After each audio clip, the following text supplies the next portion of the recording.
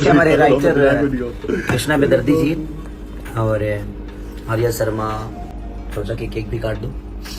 और बेदर्दी ने कमाल कंपोजिशन किया, कमाल लिखा, कमाल शूट किया।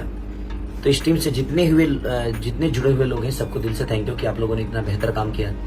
तो अच्छी है कि आप लोग ऐसे ही प्यार देते रहिए और इसको जल्दी कम से कम 3-0 और बढ़ाइए, 400 मिलियन करिए। तो दोस्तों पूरा वीडियो को आगे दिखाएंगे, उससे पहले आप लोगों को बता दूं कि खेसारी लाल यादव का नींबू खरबूजा भइल जो गाना था सुपर हिट होने के बाद भाई खेसारी लाल यादव आज केक काटे हैं। आप लोग लाइव चलते हुए स्क्रीन पे वीडियो देख पा रहे हैं। पूरे टीम के साथ खूब सारा मस्ती किए हैं। सबसे पहले आप लोग क्या बोले हैं खेसारी लाल यादव, वीडियो देखिए। ऐसे ही प्यार देते रहिए और इसको जल्दी कम से कम 3-0 और बढ़ाइए, 400 मिलियन करिए।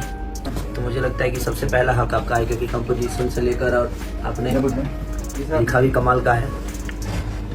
जनता जनार्दन जितने भी खाली रुको जनता जनार्दन आप लोग मेरे से प्यार करते हैं, मैं खा सबसे खा लेना।